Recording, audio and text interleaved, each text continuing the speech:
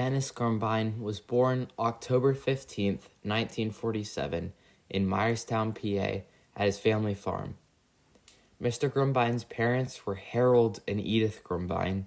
Harold was a farmer, and Edith was clerk of the Orphans' Court in Lebanon County.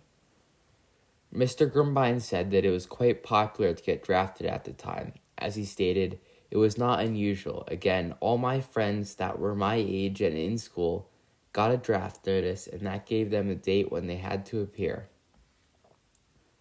Mr. Grumbine attended Eastern Lebanon County High School prior to going into the military. He lived at his home on the farm. He raised livestock, but he was not currently employed. I was home on the farm and, raising livestock, but I hadn't been working anywhere. Now, I did have an opportunity at that time. I was approached by Elmer Plaster if I wanted to become a salesman there, and I had expressed interest, but nothing was formalized because I was at that time running for state officer in the FFA, Future Farmers. Mr. Grumbine was consequently elected PA state president in FFA, and he talked to J. Ray Bickle, who was an ag teacher in Lebanon County. And he was also a close friend of his, and their families were close. He approached him and told J. Ray about his situation, and J. Ray said, "Don't worry about it, I'll take care of it." After that, he went to the draft board along with J. Ray. J. Ray was a colonel in the regular Air Force, and Mr. Grumbine stated, He explained to the draft board, what the situation was, and I wanted a 2-year deferment because as state president, of course, you would be on the road traveling the Commonwealth, all 67 counties, and a lot of in the regional area for a year. And that after that, the immediate past president is a voting delegate at the next year's National FFA Convention. So I applied for a 2-year deferment and I received it. But the deal was then that, I had to provide them with documentation that I was going in the military. So little did I know then, but, Ray said, "Hey, we're gonna go see my buddy General Smoker, who was in charge of the Air Force in the state of Pennsylvania." So we went to see General Smoker and talked to him, and he said, we've got a new deployment coming in here to our Air Force, and there's going to be a rather enlarged Manning document for all that. So after his 2-year deferment was over, Mr. Grumbine and J. Ray went to see J. Ray's buddy, General Smoker, who was in charge of the Air Force in the state of Pennsylvania. He stated, "We've got a new deployment coming in here to our Air Force, and there's going to be a rather large Manning document for all of that." Mr. Grumbine said that he went up there for a whole day and took tests and examinations and all sort of things. And then within a few days, he got notified that he was accepted into the Air National Guard. In the Air National Guard, he was assigned to the aid shop, Aerospace Ground Equipment. He stated, "None of this meant anything to me, I had no idea what this was. And so after I've done my duties in FFA, and then I reported to the Air National Guard, and was instructed on a certain day that I had to appear to be flown to Lackland for basic training. To get to his initial point of entry, his parents took him to Middletown Air Force Base, and he was put on a plane with half a dozen other individuals, and they flew to Lackland Air Force Base in Texas. When Mr. Grumbine was at basic training, he no longer had to take any tests or basic knowledge quizzes. One thing that he really despised was we're on worldwide deployment. So as such, we had to be injected for any freaking disease that was anywhere on the planet. And we got shots every freaking week, a couple of them And it was only the guys from Middletown that were getting these, They'd come to the barracks and say, blah, blah, blah, blah, blah. You guys need shots. Oh, we were just there yesterday. Well, you need more. And the worst of it was you didn't get these with a needle. This was an air gun, that they put up against your arm. Boom, boom. And then a lot of times you got them in both arms. You took your t-shirt off, you're walking down, there's a guy on either side, boom, boom, boom, boom. I thought to myself, what on earth is, and I'd ask these guys, what is this for? And they'd say, well, I can't pronounce it, and it's from a country that I don't know where to find on the globe. So what did I know? You know what I mean? So you go along, naturally, you're not going to stand there and protest, you go along with it. And that went on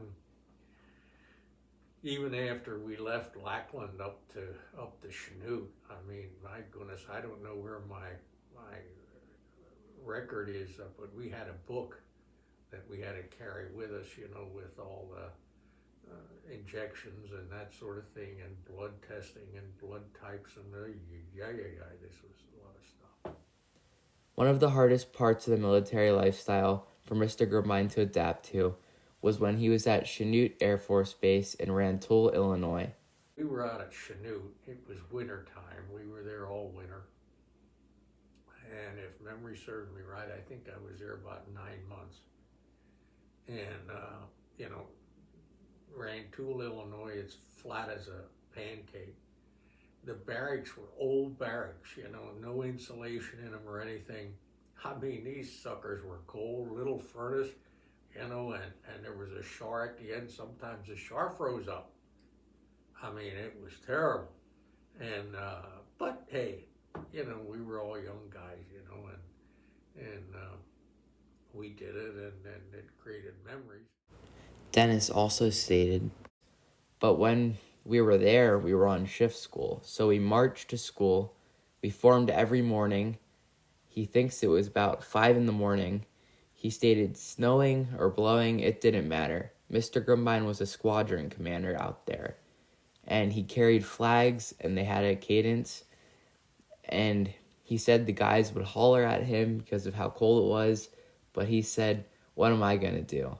Mr. Grumbine mostly learned how to work on generators, load banks, heaters, and support equipment for the planes when they were on the ground, so that they could run all their instruments and things of that such. Mr. Grumbine stated, there were probably about 10 men in a class, and there were 4 or 5 instructors. You had no homework or anything. You learned what they were teaching you that day, and if you didn't, you stayed. He said all of the instructors were very, very great guys. He said that they were all young, they were also in the Air Force, and they were pleasant to be around. They were not arrogant or anything like that. They were also very, very knowledgeable, and you were taught how to troubleshoot all of the equipment, and you wanted to pay attention. While at basic training, Mr. Grumbine had night duties. One particular night stands out. As Mr. Grumbine stated, one night we had me and a fellow from Illinois, we were on patrol of an area, I don't know what it was in. There were lights around and what have you. And we were given rifles with live ammunition. And we were supposed to walk and guard this thing. And I forget the old boy's name from Illinois, but all of a sudden, he's walking one way, I'm walking the other way. I hear this bang, bang, bang, bang, bang. I thought, what the hell is this all about? I hollered over to him, and he said, there's something over here. So I ran over. It was a jackrabbit. He had done shot a jackrabbit. Mr. Grumbine occasionally flew on planes, and the planes he flew on were reconnaissance planes. So they were taking pictures of the areas they flew over, and it was pretty much a secret operation, he stated. They were the only operation like that in North America with those planes. They were stored in a compound with 2 sets of fence about 10 foot tall and had razor wire on the top. There were always armed guards with dogs around it. A common thing to learn or work on in the aid shop was generators and electronics. When Mr. Grumbine was in the plane, he said they had no idea where they were going. He said there were no windows in the aircraft, they were all closed, and the pilots, of course, had windows they could see out of, but the windows along the sides were closed off. And in the aid shop, Mr. Grumbine was assigned a specific toolbox, and he stated things were they like special or they were just. Well, we had a lot of special. We had each one of us was issued, you know, like a snap-on toolbox, you know, and he had everything in there from soup to nuts. I mean, it didn't. You had all kinds of tools. If there were any specialty tools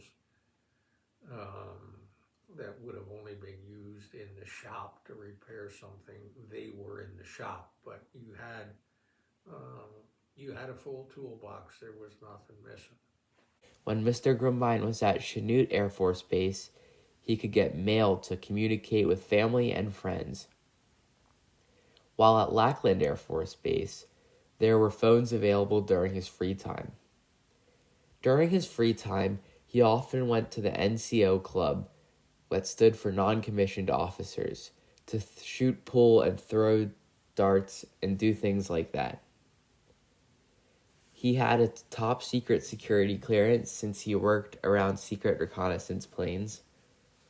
By the time Mr. Grumbine was getting ready to retire from the military, the number of people in the shop had greatly increased, from about 4 or 5 people when he entered to about 25 when he left. Mr. Grumbine is very, very thankful to get out of the military safely. He also said that he had lost a bunch of his buddies and friends that were active in the FFA, and he had known for forever when returning back to civilian life. He then took a job with Elmer Plaster selling John Deere farm equipment. He raised hogs, cattle, and crop farmed a few hundred acres, and done other things like that on the farm. He attended reunions for the 193rd in the summer, and then later went on to be the sales manager at Elmer Plaster, and then bought the operation a few years later. He primarily sold John Deere tractors, farm equipment, and Bobcat skid loaders. Mr. Grumbine is very, very thankful from his coaching from Colonel Bickle, and he would not have been able to do it without his guidance. Lastly, Mr. Grumbine states that he would encourage young people, if they're not sure what they want to do, to give the military a thought. He states it is a great place to make a career, and there is plenty of opportunity for rank. Soon after Mr. Grumbine retired from the Air Force, he got married to his wife Barbara and became a father of 2 sons, Daryl and Darren Grumbine. Mr. Grumbine lives in Myerstown, PA, on his farm. He still has sheep that he tends to, he still crop farms, and he has 4 grandchildren that he enjoys spending time with. Thank you for your service and dedication to this nation.